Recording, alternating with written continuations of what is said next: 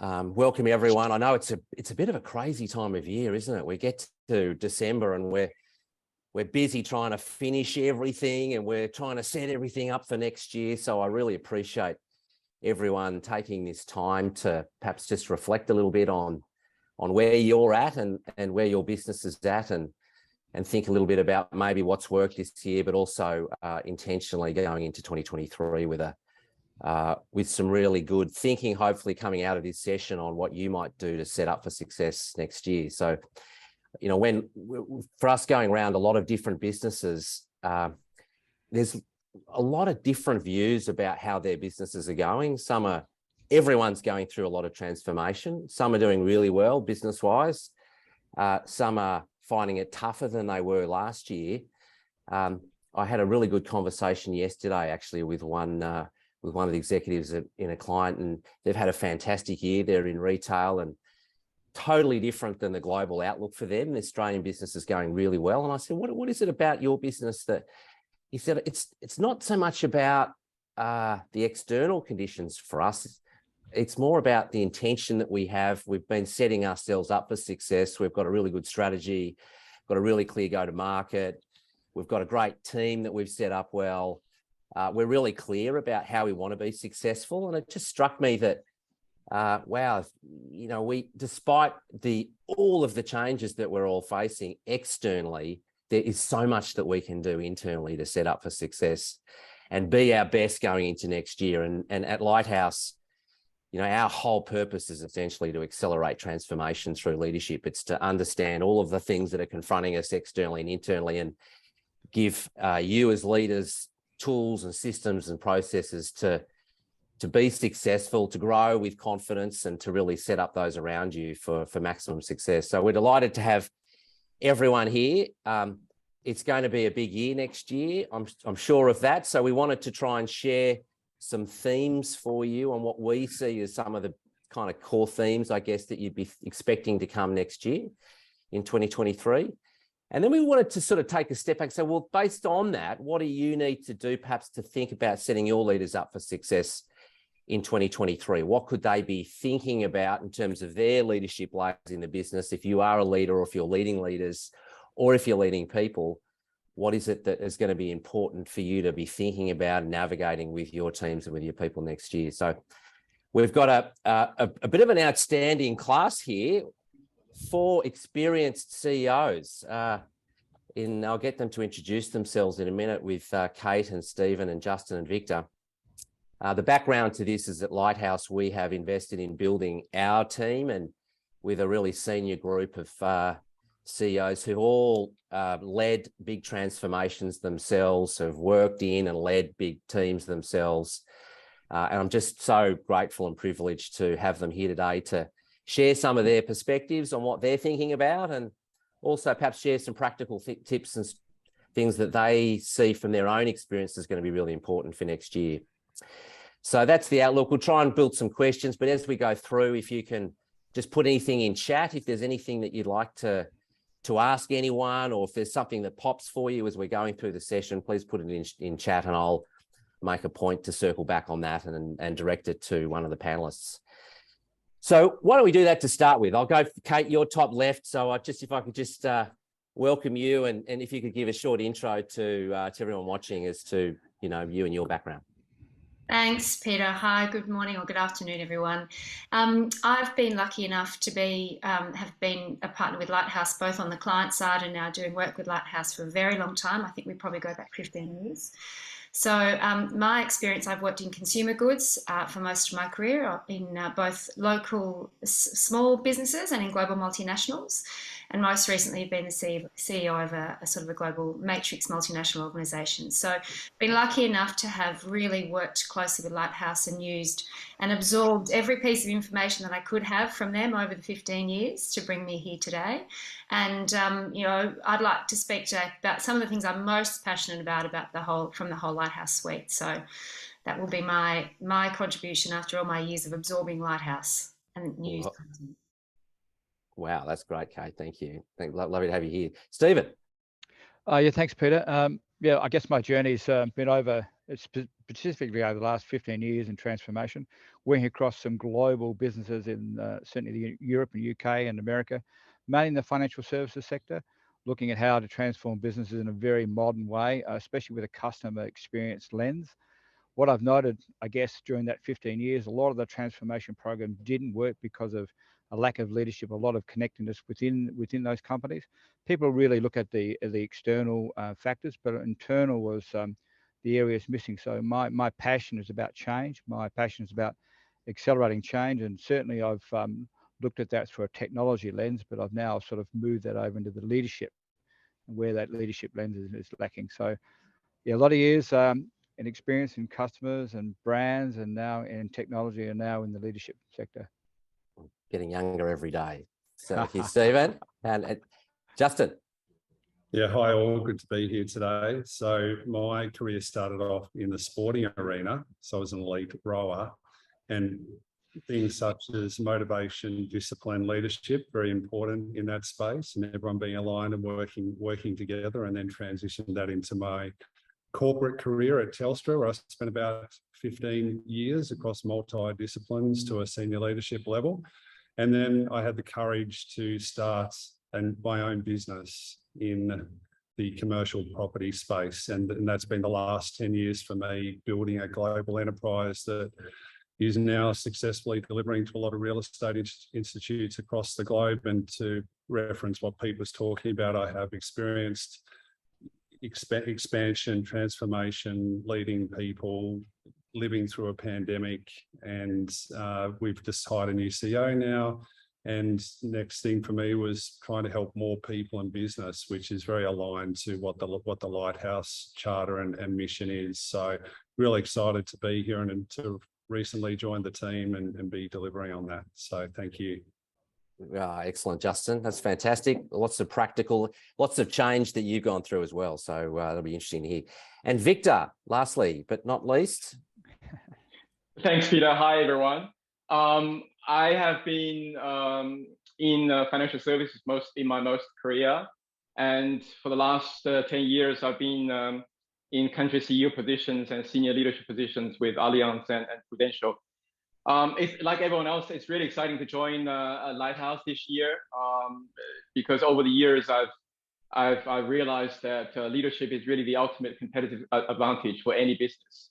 And being part of the Lighthouse ecosystem, it's really, we are in a unique position to drive direct benefit, direct input, impact on leadership across a range of clients and partners. And for today, I really look forward to discussing these exciting topics about what's going to happen in 2023.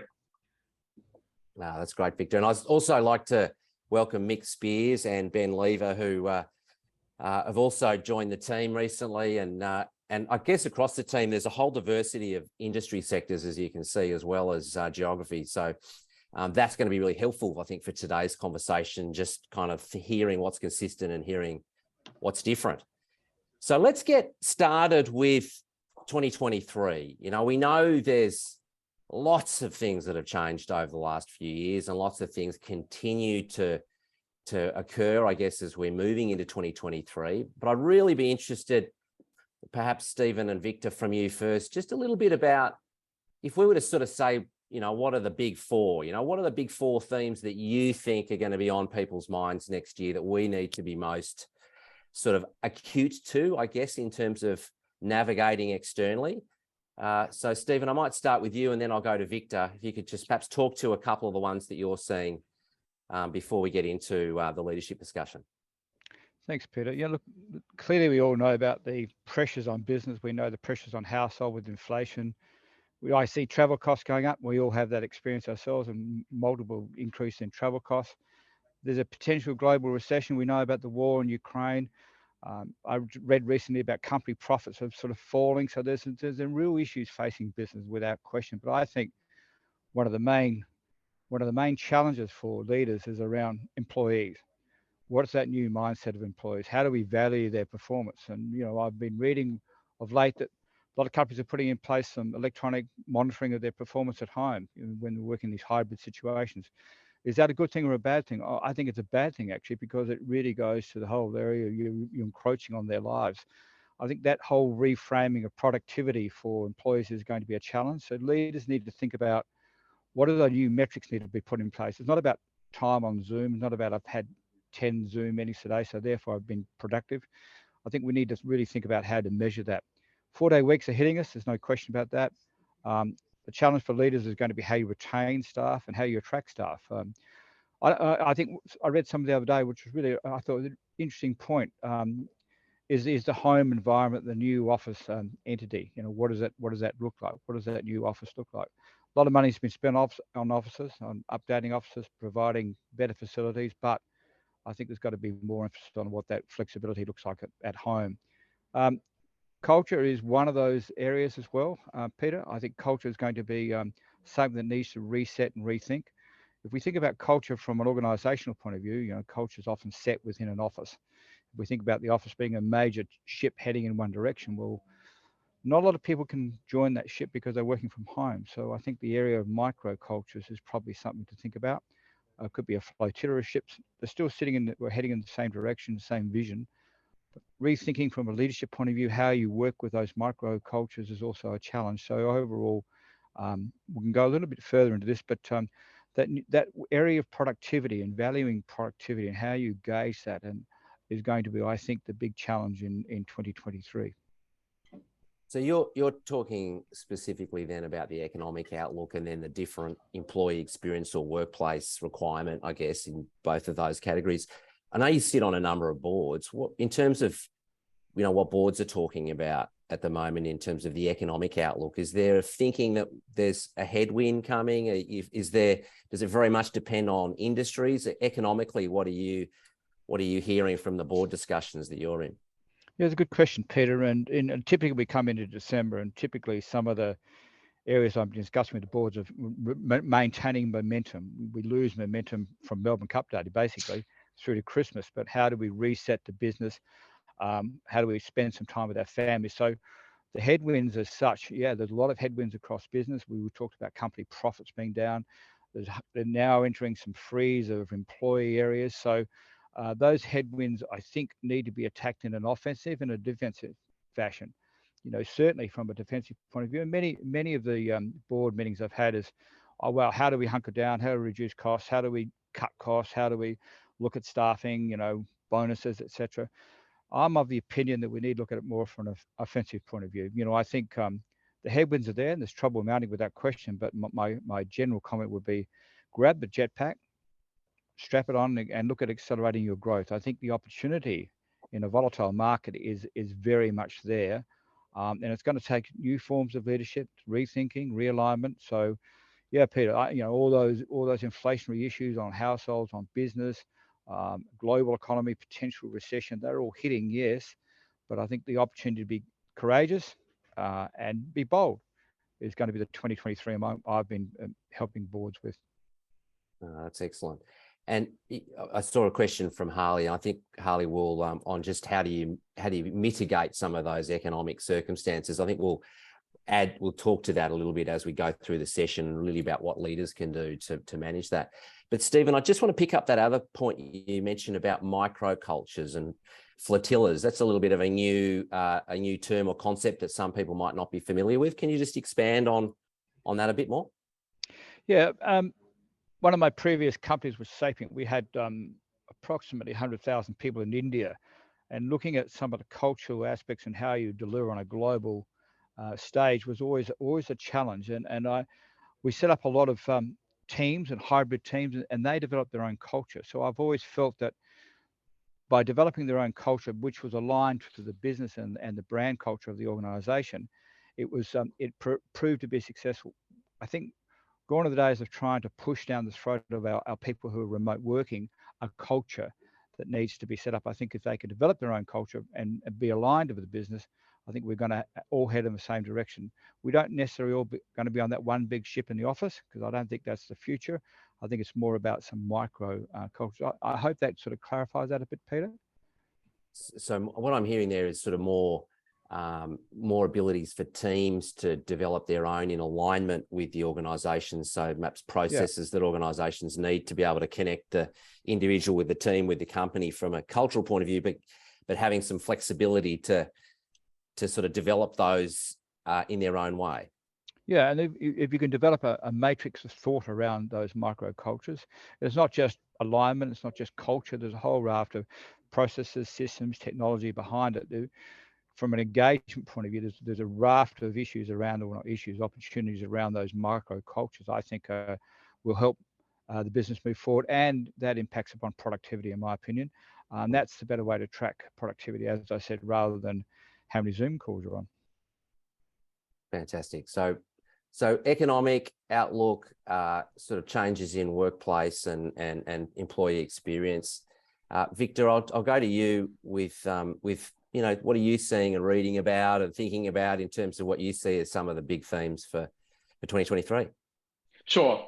So just adding to what Stephen has shared, I think there are two other trends that we also see for 2023. The two trends are accelerated digital transformation. And I think the key word here is acceleration, because digital transformation has been happening, but in 2023, we're going to be seeing acceleration. I'll explain why. The other trend is sustainability. And when we say sustainability, we mean environmental sustainability. So acceleration in digital transformation is really driven by the acceleration of technologies, as we know, like AI, Internet of Things, and blockchain and 5G, etc. Specifically for business, we will see four things. I won't go into a lot of technical details, but at a high level, you'll see firstly, automation, robotics will be accelerated because of the surging, the inflation, energy costs, etc. So there is a more need for organizations to drive efficiencies and savings by using automation. So automation is number one. The second one is composable enterprise strategy. So just putting in plain words, we used to have organizations who have single large applications. Now we're moving away to composable or modular architecture where organizations can offer modular services, microservices by leveraging API. So composable enterprise strategy. The third one is the emergence or adoption of low-code or no-code platforms. So put it simply, if you don't know any programming skills, you can now still do your own website and apps by using things like Glide, where there's no code required.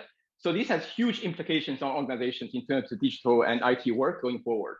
The last one is something that we call TX, total experience. So what that means is that companies in 2023 will put in more effort in unifying the experiences for customers, users, as well as employees. So unification is key word here. So these are the four trends underpinning what we call the acceleration of digital transformation. And later on, I'll expand on how these trends specifically impact on organizations and leadership a lot more. The other trend, as I mentioned, was sustainability, environmental sustainability.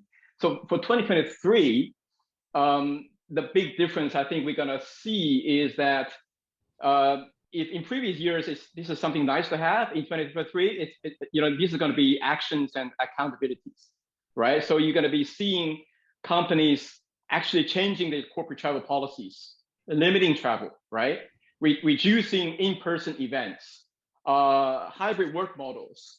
So that's one. And second thing you're going to see is that the companies are going to review and scrutinize their supply chain, right? So vendors and customers who don't meet sustainability credentials are going to be in trouble.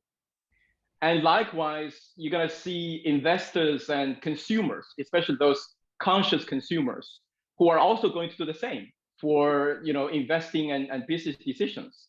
And lastly, we will probably see for the first time in human history, a carbon accounting standards emerging, so that any business out there are going to have to provide more transparency to investors, shareholders, and consumers on how they're doing with your contribution to sustainability. So in summary, digital transformation in an accelerated way, and sustainability with a lot more actions and accountability will be another two trends that we see in 2023. Great summary, Victor. Really interesting. And Stephen, I think I saw your hand go up there, but just before I do, you talked about the total experience under accelerating digital transformation there. Where does that sit? Who do you think is going to be accountable or be driving this total experience if that is something that's going to be a trend next year or moving into next year? I think that's a really good question. I think this is no longer something that you would rely on, chief customer officer or a chief marketing officer to drive, because this is really about unified journeys and experiences for users, customers, and employees. So this is really CEO level stuff as far as I'm concerned. And it's going to, I mean, by the sound of that, it's going to require much more collaboration, much more out of the silos, much more enterprise-based thinking, right, to be able to manage that. Stephen, you had a question or a thought to add there? Oh, no, I was just reflecting on that great John F. Kennedy quote when he went to NASA to get a man on the moon. And he, for those that know the story, he went and spoke to one of the janitors, and he asked the janitor what he was doing. And he said, well, I'm helping to put a man on the moon. I think that really goes to the whole area of transformation. If we don't cascade the vision and direction of the business right through the business, not only from an executive leadership point of view, extended leadership, or our future leaders, then transformation doesn't occur. My experience is that, yes, I think Victor mentioned the chief strategy officer, chief digital officer, but at the same time, it's compliance officer, it's legals, it's everyone involved in the business that really set up the success of any transformation. Absolutely. That's a nice segue, I think, for me to go over to Kate. Kate, there's no doubt that there's still masses of uncertainty. We were talking about VUCA, volatility, uncertainty, chaos, ambiguity, 5 years ago, 4 or 5 years ago at least. That seems to have just trebled over the last 24 months. So, there's no doubt there's a lot of uncertainty. We know there's quite a lot of disengagement, quite quitting, all of those things. Stephen mentions, sort of a greater need for direction for leaders. So just maybe start with now, from a leadership point of view, in terms of how do we manage some of this, or how do we try and solve for some of this? Could you talk to kind of your thoughts and experience with that? Yeah, sure. Thanks, Pete. I think just thinking about all these acceleration in trends and in change, what I come back to is just remembering that ultimately we have a people challenge, which is leveraging our people potential to get things done and get what we need done as an organisation. And for me, thinking about all this this change, I think it's created a new sense of what, in terms of individuals, what do I want out of my life? What do I want next? What does my next stage look like? What are my own personal ambitions? And then for organisations, I think there are a lot of questions for people around, what does my work life want to look like? How do I want to go to work every day? Am I aligned with what the organisation is doing? So I think that ambiguity is really exceptionally heightened at the moment. And what that means is this sense of this question of why am I doing this for individuals in an organisation? And I guess where I look at this is probably taking a risk perspective. If I put my CEO hat and look at an organisation, it really is an area of risk that perhaps has been underviewed, I think, in the past. There's the risk you talked about, losing talent, not being able to attract talent. I think the issue of productivity, what does productivity look like now? Is it certainly different than even a couple of years ago? And then if you've got challenges across your productivity, then of course, trying to achieve the organisational objectives and goals is going to be really tough. And that is an area of significant risk. And so when I sort of look at this area of risk in people, and coming back to your sort of question around leadership, what's important in helping to manage this risk, I always go back to the North Star or this question of North, which is where purpose and vision sits for organisations. And I'm particularly passionate about purpose. I've been sort of learning and thinking about it for a long time. I think we're seeing it now come up in a lot more communication. I'm finding it popping up on LinkedIn often now, this question of purpose, and does the organisation have purpose? And we're starting to see lots of data-driven, sort of demonstrated evidence that purpose-driven organisations and those that are genuinely purpose-driven are significantly outperforming those who are not in all their key metrics, critical metrics. So I guess, what's my sort of key thought? It's really around what makes a great purpose. the simplest way for me is really purpose is what gets you out of bed every day. I think it's important to really think about the difference between purpose and mission. I think sometimes they are confused. A mission tends to be more, I think, what the organisation is going to do, but the purpose is the why. And it naturally has a very emotive inner core. And I think the simplest way to think about that is no matter what size the business or where the business began, it was started based on a human truth or an inner tension for the customer. And the purpose really is about resolving that tension for the customer. So it naturally is an emotive space. And by having the why around purpose, having a clearly articulated purpose, and coming back to Stephen's previous comment about making sure it's activated in the organisation, it's clearly articulated and it's lived, I think is really the only way to make sure that it becomes part of what everybody does every day, helps to provide clarity and reduce ambiguity, and then gets everybody moving in the same way. Whether you're in a micro culture or in a sort of a core culture, no matter where that is, purpose will help drive sort of the reason that everybody gets up out of bed every day and comes to work. I love that. I love that distinction between the mission and purpose, to kind of connecting a little bit more of that sort of emotional why and link to the customer value proposition. Certainly I've seen in the last 12 months a whole lot more work around who is our target customer, what is our target, what is our customer value proposition, and more linking to this sort of emotional sort of language around your purpose, and getting how do leaders start to connect that though into their teams? Have you seen anything that kind of you've experienced that works? I think nailing the purpose statement is the number one core thing. I think it's a collaborative process, and certainly it takes time, and it's a learned process. I think I can say that I've learned how to build purpose over time. It's certainly something that I think you often need help to do. An example in my previous life, and I've come from consumer goods, it's the difference between saying, we make nice products that make you smell nice, to really elevating your everyday, which is a much richer space and can actually have so much meaning for so many more people. And even in consumer goods, which sometimes you think can be a more simplistic category, it's actually very, very rich.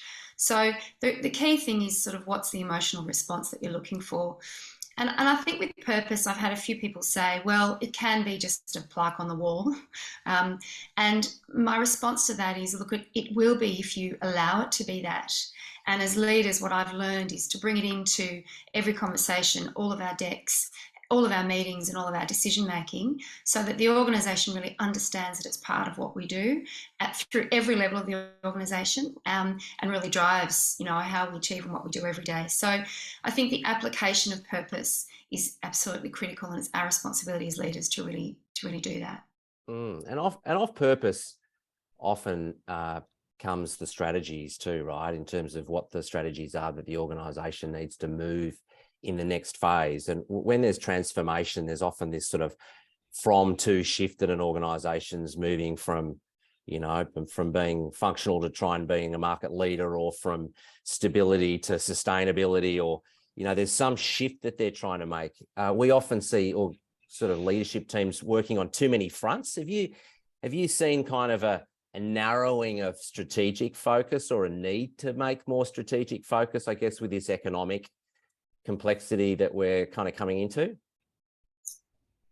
Look, I think with ambiguity sometimes comes a little bit of urgency and even some desperation, which can mean that particular initiatives that perhaps not part of your core focus become things that people start to do.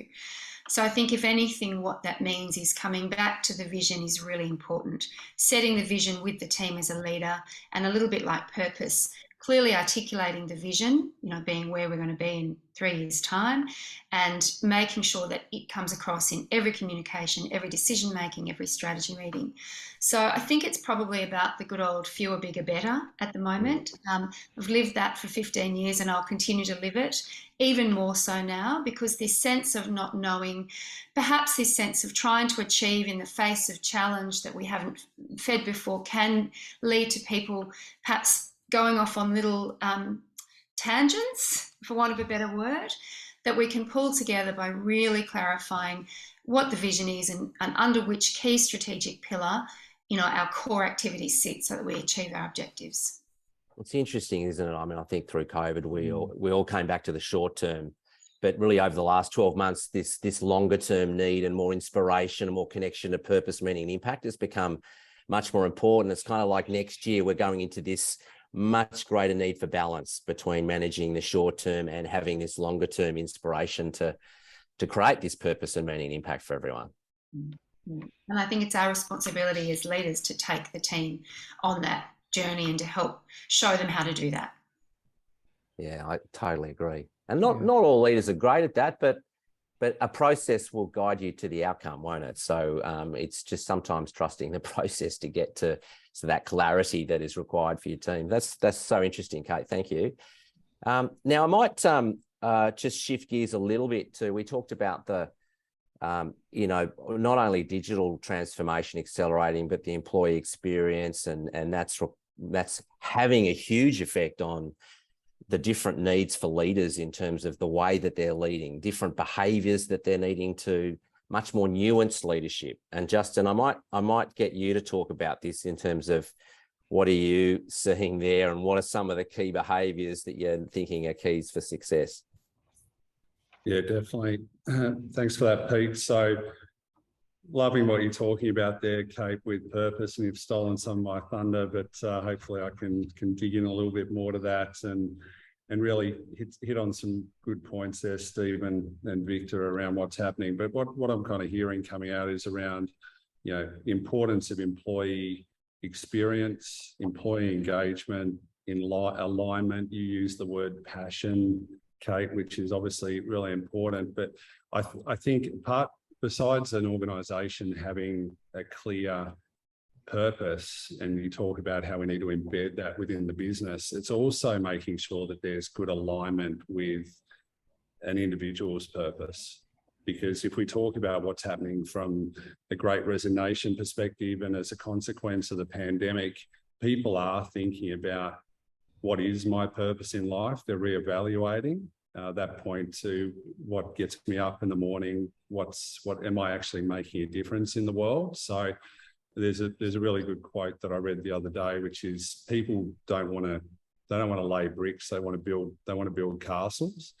And I think that it's about understanding what people's contribution is to the purpose of the organisation, but also how does that individual purpose that they might have align to that purpose of the organisation. So talking about what leaders can be doing, it's very much, I think the relationship that employers and leaders have had traditionally with their teams is more around performance, and you've got a set of skills and you get remunerated for that, for what you do. So it's all about that work performance element, but it's now more broadly around that EQ element of what are the drivers, why do people get out of bed, how does their role actually contribute to the organisation. So I think the key thing is for leaders to really tap into that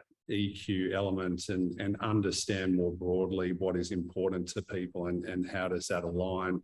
There's some research as well that it has identified that if leaders show humility and actually share their own purpose, that leads to better engagement of employees, and they're probably more enticed to share their own purpose and open up to their leaders. And that kind of conversation is really important when we think about the type of world that we live in now, that's not just about that face-to-face engagement, but we've got this remote working and hybrid working. So having those types of conversations to strengthen that connection is really important. Talking about purpose as well, and I'm using a bit of stat here or research because I think it's important to qualify, but McKinsey did some research recently where they identified that 70% of employees feel a sense of purpose in life is defined by work. So it's really important that we're making sure that people feel that they're getting that purpose fulfilled at work. And interestingly as well, over 60% of those people surveyed are actually seeking more purpose in their life. And if we look at the levels, and this may be surprising or not surprising for people, but your executive and extended leadership teams are more inclined at 85% to feel a connection to purpose, yet your frontline managers and their teams only 15% engagement from a purpose perspective. So that really kind of hones in on the importance of making sure that people understand what the purpose is and that they feel a real connection to that in what they're doing in their roles. That's some great information there. There's so many things we could go into there, and I think probably a lot of people would be thinking, but how do you get your leaders to be more emotionally intelligent and having better quality conversations with the frontline? If that's the risk part of the audience, I mean, often organisations talk about the mighty middle and arming the mighty middle with great tools and skills to be able to really help the frontline. But that concept of emotional intelligence and connecting and having the right sort of tools to be able to engage people to purpose and help individuals find purpose, I think a lot of people would think, wow, how do we do that? Have you anything that you're thinking is going to be really important to do as a basic there? I think it's most definitely making sure that message and that alignment around what is the purpose, what is the North Star as we're talking about of the organisation, and what is the strategy, just making sure that there is real embedding and communication of that through the organisation. That's number one. That's the most important thing. I think it's then about making sure that there's an assessment of frontline leaders and understanding what their capabilities are, and then looking at programs that can lift that capability. Because for a lot of people, traditionally, if you talk about leadership, they'll talk about, well, it's a performance management. But as we know, it's so much more than that. But people are scared to go there because they don't have the skill set, and it's generally because they've been really good at their job and they've been promoted into leadership roles, but that doesn't necessarily mean that you have the skill set to be a leader. So I think having a succession program, having a program for your talent, for your next level of leaders, to make sure that there is a good transition into those leadership roles is really important, because that's where the rubber hits the road, and a lot of times it's the neglected area. So we need to make sure that there is investment in that level of leadership. No, that's so good. I mean, we often say you engage with what you create. So leaders need to learn how to be inclusive, to be able to facilitate, and the basic line is if there's no involvement, there's no commitment, right? So I reckon that's the basic, is that middle managers really need to be able to engage their teams in facilitated conversations so that they're involved, so that they commit. And I think maybe just segueing to you, Victor, just around, because I think it's a sort of a segue into empowerment generally, isn't it? About how do we set up our people to be more empowered with more trust, but within some guardrails, that because we know we're trying to move things forward, particularly when we're accelerating transformation. I'd love for you to talk about what you mentioned, digital skills and the impact of that for leaders. Could you just talk a little bit more about that and maybe what you're seeing emerge in that area? Sure. So let me just begin with a very short personal story anyway. 2 years ago, I was in the 3-day hothouse, right, with my team. And on day 2, the team has developed a fantastic product. And on day 3, I said to them, well, let's go live with the product. And then the team got into a shock, and they looked at me and they said, are we allowed to go live like that? Or don't we need some kind of approval? And I said to them, well, if we all believe that this is the best thing that our customers has ever seen, why wouldn't the company approve? So this is a good example of what empowerment and customer focus really means in an innovation setting, right? So coming back to your question, Pete, so if I were to just use co-creation as one example, as I mentioned earlier, that given the trend in 2023, co-creation will become more of a norm, right? So what does leadership take to make co-creation actually work, right? So first of all, it's about bravery. So if the CEO is not brave enough to dismantle the so-called lengthy approval process for business requirements, it won't work. Humility. Co-creation is a good example of bottom-up innovation. So if the CEOs do not have humility to respect that, it won't work. Risk-taking. Co-creation requires the teams to learn and be curious. And in that process, they will always make mistakes. The CEOs and leaders need to allow them to make mistakes and take risks, right? And the list goes on. And similarly, based on the trend that we see in 2023, for digital transformation to work, we need to have strategy work in terms of identifying the transformative value, communication plan in terms of engaging the organization as to why and how, methodology. You need to adopt design thinking principle for everything, right? Talent, you need to attract top talents from external and from within. And you need to have this obsession on customers and adoption, right, as attitude. And finally, capability, right? So frontline team members need to know how to use Glide, how to have new skills and mindsets. So this list may seem overwhelmingly complex, and the truth is, in reality, not many organizations can do them really well on all fronts.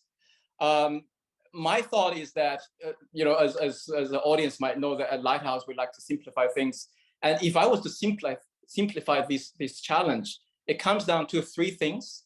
First of all, organizations need to align to the digital new normal.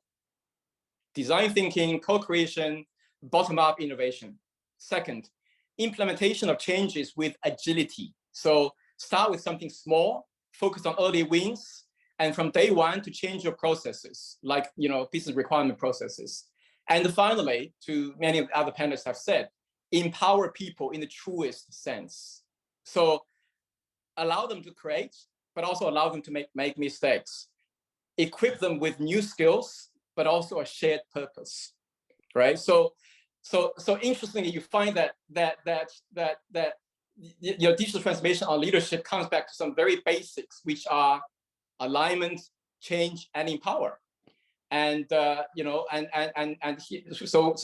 this is really exciting for us to think about how we can then use our tools available at Lighthouse to help other people to address those challenges. That's so good, Victor. And I'm talking to a lot of organizations that have a very diverse workforce that's spread geographically, often very remote, right? And they're trying to lead a transformation or a big change across a very diverse remote audience. You talked about alignment, talked about that driving change and empowerment. How do you get that through that with such diversity of audience? Have you seen anything there from your experience that you could share? I think in my experience, the way that given the complex or scale of organizations that you've mentioned, Pete, I think in my mind, a very solid, proven sort of delivery practice would mean the following three things, right?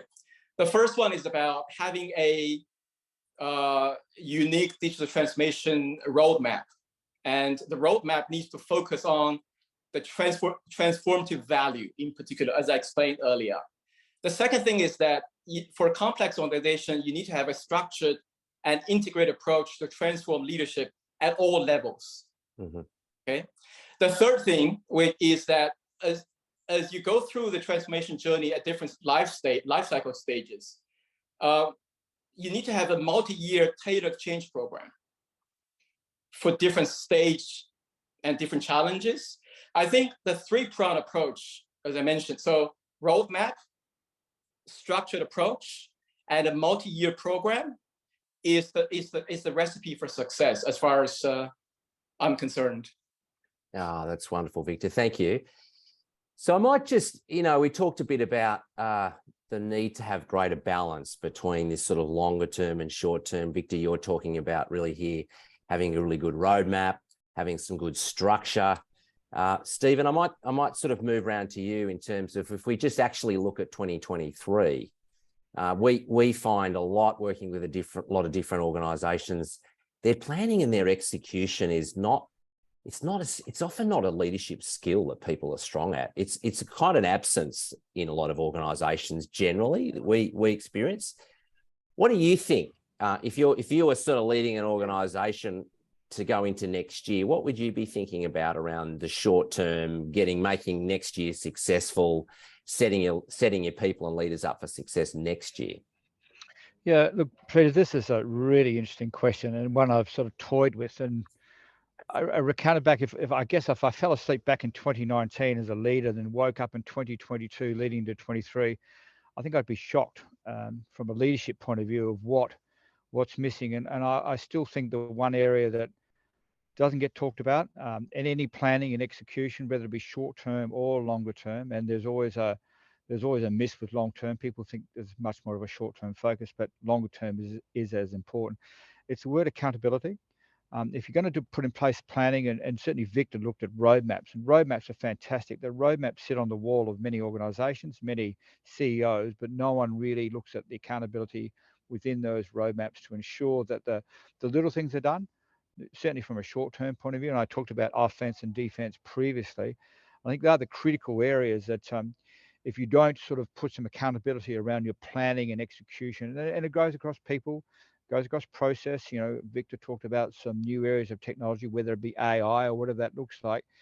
If you don't have them embedded into your planning and constantly review and constantly execute on that, and put in place an accountability that as Kate said, aligns to purpose, absolutely, and to the vision of the company, then you're going to have failures along the way. And any transformation or any accelerated change will have failures without that. What I really focus on accountability. You asked me before about some of my board roles, and it always comes back to accountability. Who's responsible for that, and who's going to drive that within organisations? And I guess with remote working, which is one of the challenges I talked about earlier, it can be lost.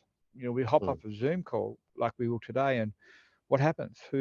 How do we continue to drive that accelerated change? And this will be not only just the leaders, but it cascades through business. And everyone's talked about from the front office managers, as Justin talked about, through the executive leadership teams. It's that areas of accountability. Yeah, that's great, isn't it? I think we've talked a bit today actually about the basics, getting the basics right, haven't we? And getting the goals right, getting fewer critical goals, fewer things better. I think you talked about it, Kate. Having the roles really clear around the expectations of what success looks like for those roles, and then having really good lead measures in place and some clear accountabilities around some of those really important things that need to be moved forward in a team, so that there is great execution and people can track their progress against those milestones is something that is really important. I think sometimes getting those basics right. Kate, if you just coming back to you on the alignment there of focus here versus purpose and strategic focus, have you got anything to add there around what you think is really important in getting the basics right? Look, Pete, actually what I'm thinking about as we talk is in this whole process is the question that I think many people have around this next stage around a cost orientation versus a value orientation. I know that's kind of a new thought and a new subject, but thinking about, how to build the basics and even how to set the vision and build the strategy, I think there'll be a lot of people challenged around how do we cut costs, operating expenses, how do I make my organisation as lean as I can? And yet we know that a value orientation really builds people and brands and, that consumer experience. So I think that's going to be something that will be very much a consideration for 2023. And again, I think when I think about that, it's all about coming back to your customer. And it still is surprising how often in organisations, customer is not put at the front often enough, I think. So I would probably come right back to this sense of getting the basics right, really knowing who your customer is, knowing what their needs are, and having an absolute laser sharp focus on customer and their need, and making sure that it's about delivering on their needs in a practical sense and an emotional sense, which then should provide more of a value-based orientation in terms of your leadership style and your strategy, and then in terms should then, roll up to being able to execute and achieve organisational goals. Great, so good. Put that so well. Just one thing to add, Peter, as well, just following on from Kate's comments and the comments that Steve was making about making sure that we're actually living it and taking action, which is so important rather than just sitting on the wall. But it's really about acting in alignment with the strategy and the purpose and the values at all times as an organisation, the tone from the top all the way through, because that's what leads to people being empowered and that decision making, people actually feeling that they can make decisions. A really good example, and if we talk about purpose, having clear purpose and living to it, I don't think there's any better example of a company than Patagonia. Everyone's, I'm sure, heard of them and how engaged they are with their employees and also with their customers. But they had a campaign, or they were in the press. One of their designers during the Trump administration, when they had the denial of climate change, and as a company, they're obviously very, very passionate about the climate. And one of the designers actually put on the label of their shorts, "Vote the arseholes out," as a tagline.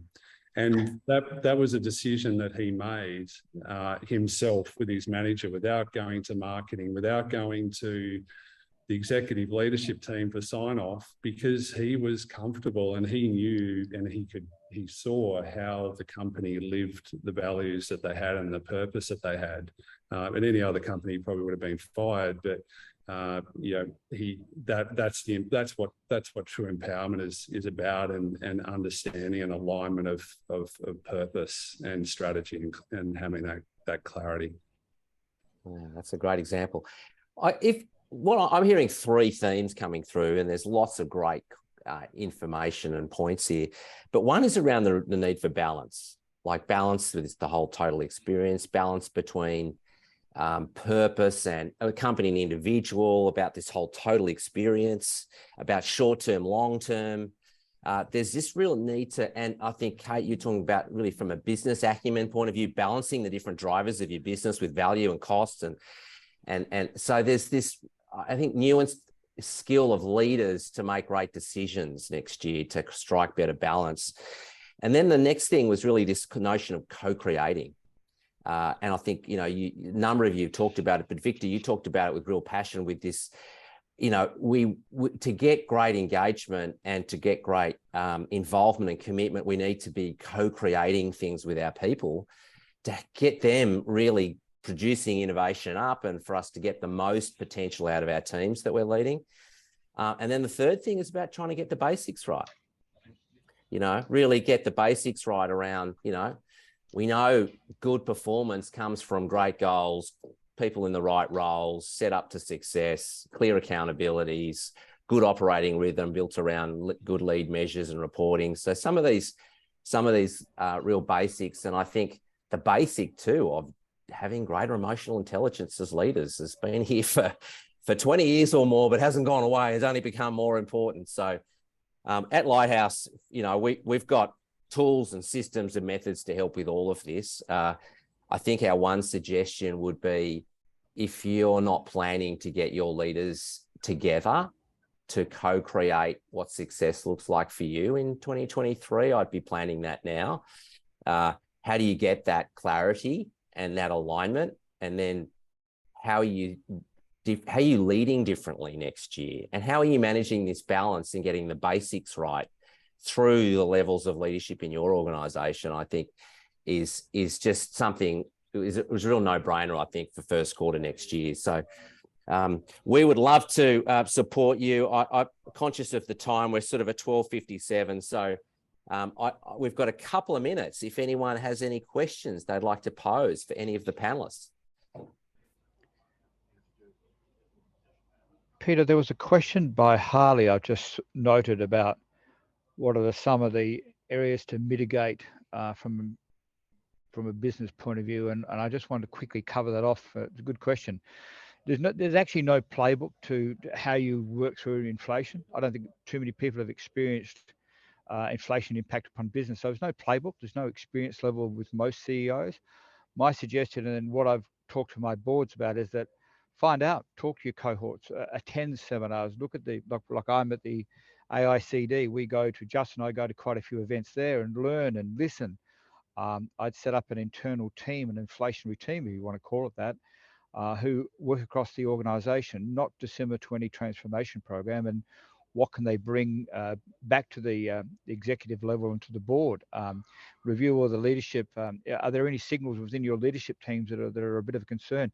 As Peter quite rightly said, now's the time to reset and to relook at that leadership group for next year and realign them. But from an inflation point of view, as I said, there's no playbook. But at the end of the day, find out, ask, pick up the phone, talk to people, and form an opinion and your own playbook.